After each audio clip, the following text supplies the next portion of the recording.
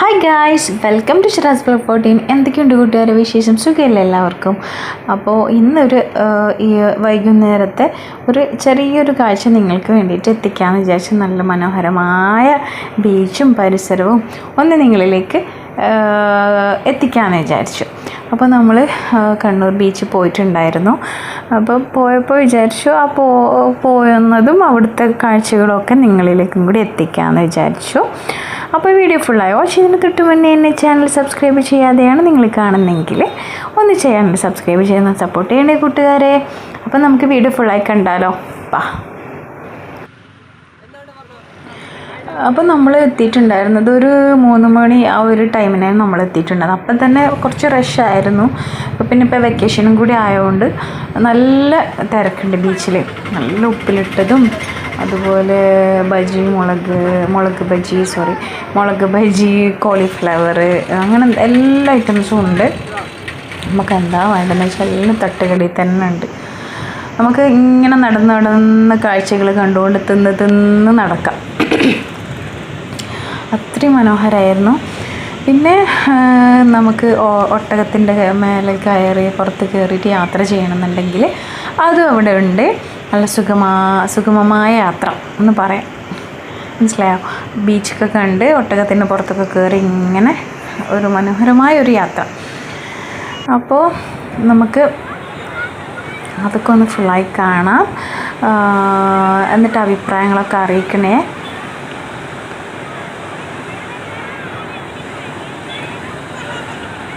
അപ്പോൾ നമ്മൾ തിരിച്ച് ഏകദേശം വരുമ്പോൾ ഒരു 6 മണി ആ ഒരു ടൈം ആയിട്ടുണ്ടായിരുന്നു.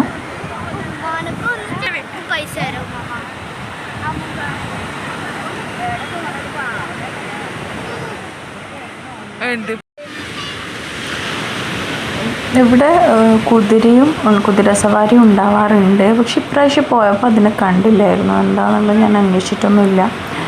ഇപ്രാവശ്യം പോയപ്പോൾ 3 ഒട്ടകമാണ് ഉണ്ടായിരുന്നത്. പകൽ കുതിരക്ക് എന്ത് പറ്റിയെന്നറിയില്ല.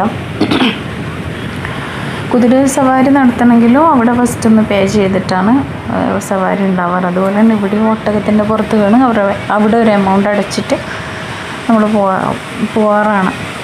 അപ്പോൾ ഒരു കുറച്ച് ദൂരം വരെ നമുക്ക് യാത്ര ചെയ്യാം, കടലും കണ്ട് യാത്ര ചെയ്യാം. അപ്പം നല്ലൊരു ഈവനിങ് ആയിരുന്നു നമുക്ക്. ഞാൻ കയറിയില്ല, എൻ്റെ പിള്ളേർ കയറിയിട്ടുണ്ടായിരുന്നു, എൻ്റെ മക്കൾ കയറി.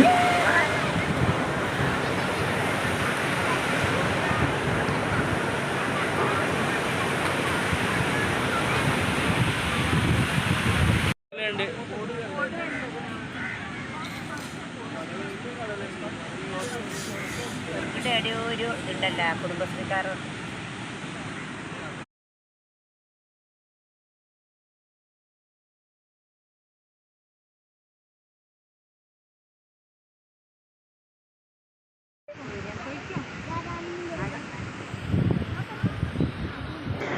പിന്നെ ബീച്ചിന് നേരെ ബാക്ക് സൈഡിലാണ് നമ്മുടെ സ്മാരകങ്ങളുണ്ട്. ബാക്കിൽ തന്നെ അത് നമ്മൾ AK നായനാറിൻ്റെതുണ്ട്.